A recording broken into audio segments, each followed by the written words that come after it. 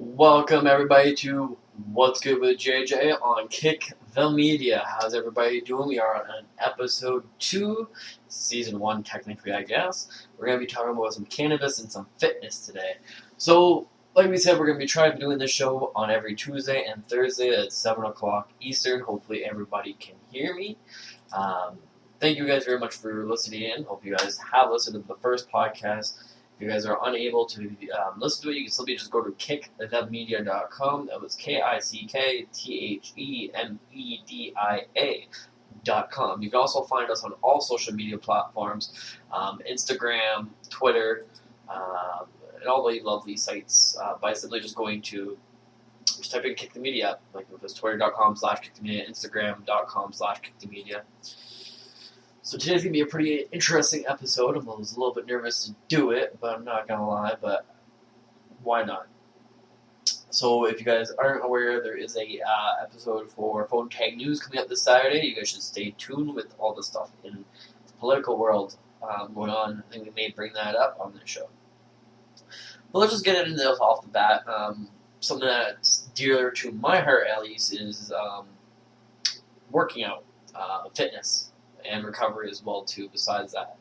And the reason why I say fitness is so important to me is because I've recently gotten into a multi-vehicle car accident, which has deteriorated my health, I guess you can somewhat say, and it's made life a little bit more difficult for me. So I've been having to get back onto that track to where I was once able to do things, for example, go for a walk for 1 hour without being in pain. Another thing I want to talk about on the show, on the podcast per se, is sleeping pills and cannabis, for example. Over the last little while, I've been unfortunately unable to get my hands on any cannabis or have any for whatever reason, so I've had to use my sleeping pills in order to assist me to sleep for multiple reasons. And I find with Zolapicol, for example, with one of the sleeping medications that was prescribed, it leaves a metal taste in your mouth. The next morning when you wake up, when you try to eat anything or drink anything, it really doesn't taste very good. It's nasty. At least with cannabis, the worst thing you're going to have is your breath may, or you may taste weed, terpenes, per se. But, on to other news. So hopefully everybody's enjoying their week. So post-workout protein shakes, which was medical news today. Protein shakes, do they reduce muscle pain and recovery? It was posted on September 1st, which is pretty interesting. So a recent small-scale study concludes that protein shakes compared with high carbonated drinks do not reduce muscle pain or speed up muscle recovery after a workout. However, there are several issues with the study. Following resistance training, muscles can feel sore for around 48 hours. There's also a measurable decline in muscle function. For instance, a study looking at rowers found that intensity exercises cause a reduction in muscle performance 24 hours later, which is very, very interesting. I know I tend to use protein shakes, for example, before near the end of my day to heal any muscles or any, I have muscles that are damaged, basically. I know that for a fact, so I'm trying to repair those muscles. And then along with me trying to repair those muscles, muscle growth will also happen. So, individuals who wish to perform at their best are keen to find ways to restore muscle strength and reduce pain as quickly as possible. Two compounds that scientists know are important for the recovery in protein and carbohydrates. The body needs protein to build and repair muscles, and it needs carbohydrates to restore collagen levels. The primary form of glucose storage in the body after working out, gym goers often consume protein carbohydrate-based shakes. This can be for several reasons: to gain muscle mass in the long term and to help repair muscles and reduce pain in the short term. For example, for me, I can go for a walk for about 30 minutes, 45 minutes, and then my legs really start to hurt. I don't know if there's a diagnosis for it yet, but they tend to really get sore and tense up. So with that being said, some studies have concluded that protein shakes aid in the recovery of muscle functions and exercise. However, the authors of the latest paper say that no research has compared the performance of two types of protein. The testing of the proteins are to investigate the research recruited 30 males aged 20 to 30, all of whom have been doing resistance training for at least 1 year. The research put participants through an intense training session 10 minutes after exercise, and the research gave the participant one of the three drinks. A whey protein-based drink, which contained the carbohydrate dextrose, a milk protein-based drink, which contained the carbohydrate lactose, sucrose, fructose, and malhydrates. Carbohydrate drink containing dextrose. The research provided all drinks in 900 milliliter servings, and they can all contain the same number of calories. Laboratories after 24 to 48 hours for the duration of the study. Participants were asked to continue their usual dietary and lifestyle patterns to avoid supplements. The assessment, 24 to 48 hour visits. The scientists conducted a range of assessments. We're using a scale of 0 to 200, so 0 no pain, 200 pain as bad as it ever could have been. And they also use a test of leg power called counter Mammon jump activity. So the research did a 3 kilogram ball. They found, as expected, soreness scores with higher at both 24 to 48 compared with baselines. And there were no differences between the experiment groups at either 24 or 48 hours. They also concluded that there was no difference between the two types of protein drinks, muscle soreness or dynamic power. Some social issues, the results are interesting mainly because they fly in the face of common understanding. Protein shakes are popular because people believe that they help repair muscle, reduce pain, and restore performance, among other things. However, there are numerous issues with the study. First 30 participants are not enough to produce reliable conclusions. The lower number of participants appears to be a significant issue. Also, the scientists used no true control, as the authors write. The recovery and limited effects of carbohydrates-only solutions have been documented to provide significant increase in glucose replenishment and muscle function recovery. So that's some pretty interesting facts. Not gonna lie. I know for me myself, I tend to use protein because I don't get enough protein in my dietary needs. Sadly, I can eat as much chicken or eggs as I want, and I still don't hit the goal that I'm trying to achieve. Me and my sister, I believe we were calculating it, and if I'm not mistaken, it was over 100 grams of protein. I know the average male needs to consume around 90, if I'm not mistaken.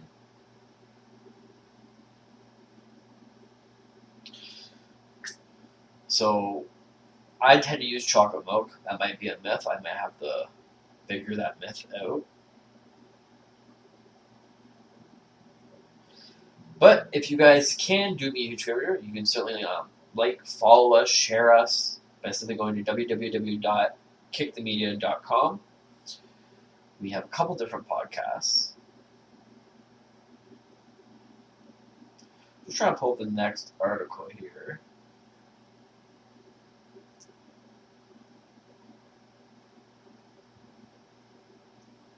So Windsor joins together in support of Recovery Days. If you guys aren't aware, over the last little while, there was Recovery Day in Windsor and across the country, actually, if I'm not mistaken.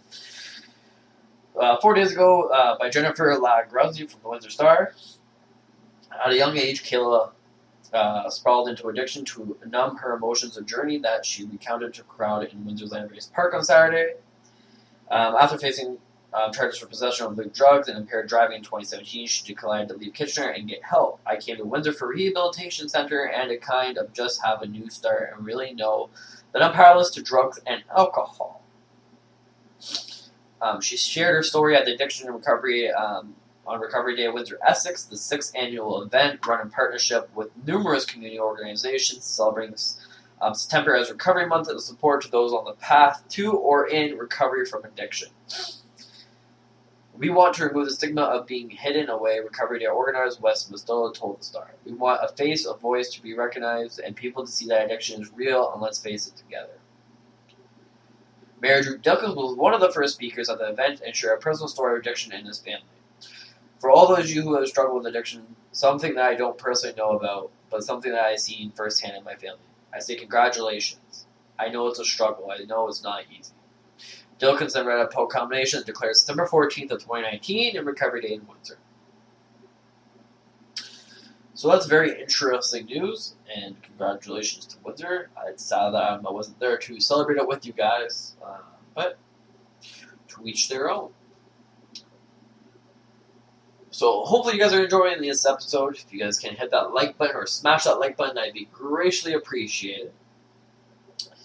If you guys aren't aware of Ontario supporting addiction treatment and recovery in North Bay, September 16th on the Ontario government site, every year 2.5 million Ontarians experience a mental health or addiction challenge. Ontario is joining Addictions and Mental Health Ontario to mark the province's 13th annual Recovery Month. This September, the government is building awareness, challenge stigma, and recognize the role that recovery plays in improving the lives of individuals, families, and communities dealing with addictions. Which is really, really interesting. And what was said, let's see how long this is. Not that long. We'll read the rest of it. So today, Christine Elliott on September 16th, which was just a couple days ago, Deputy Premier and Minister of Health, Michael T., I'm not going to try to pronounce the last names, Associate Minister of Mental Health and Addictions, Vic F., Minister of Economic Development, Job Creation and Trade, and MPP for Nipissippi, and Natalie Kay, MPP for Mississauga Centre, were at the North Bay Recovery Home to talk about the importance of supporting those facing addiction challenges. Our government is making mental health and addictions a priority, and we are investing in services that directly help individuals and families struggling with addictions.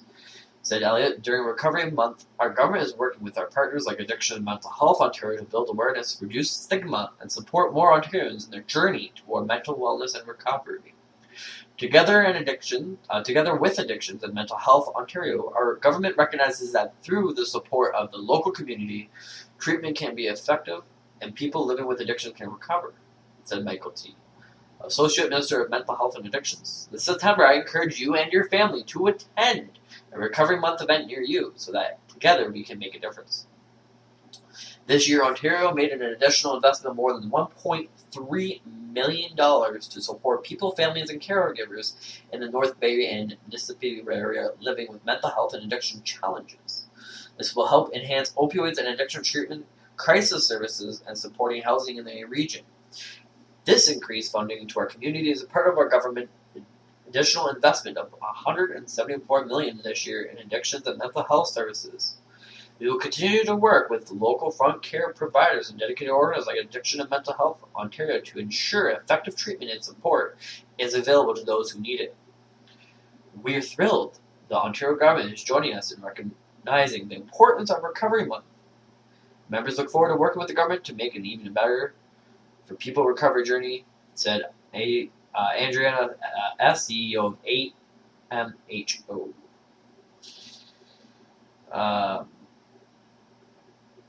Ontario has committed to investing $3.8 billion over the last 10 years to develop and implement a comprehensive and connected mental health and addiction system. To be honest with you, I don't think our provincial government in Ontario or even our federal government level, we're not doing enough of what needs to be done. In my opinion, I believe we should decriminalize all drugs, but that's just my opinion. The reason why is because we're wasting taxpayer dollars towards things that could go towards better things. That's just my opinion. I believe the government can do a lot more than what they're doing. And if you guys aren't aware, Windsor nonprofit offers counseling to young women affected by addictions and codependency. There's an article done by CBC not too long ago. Losing my voice here, and I really don't have any water near me, guys, which sucks, but it's okay. By Amy Dodge, it was actually done today, this morning. A not-for-profit organization says addiction in Windsor has become so prevalent, it's now offering counseling services to support young women affected by people with addictions. Crossroads Center for Personal Empowerment is running a 10-week group counseling program for women between the ages of 16 and 24 who struggle with codependency. The main issue or challenges these women would face are self-esteem, identity, having value within herself, decision-making, and creating boundaries in life, said Dana A., a social worker who is leading the codependency group at Crossroads. What exactly is codependency? The term codependency was coined a few decades ago in the context of Alcoholics Anonymous, AA. It was originally created for families, members of those struggling with an addiction. They love this person and they have had a hard time separating themselves from the person's addiction, said Tim Baxter, Executive Director of Crossroads. They rely so heavily on how the other person is doing that they abandon their own feelings and emotions in an effort to address what an addict needs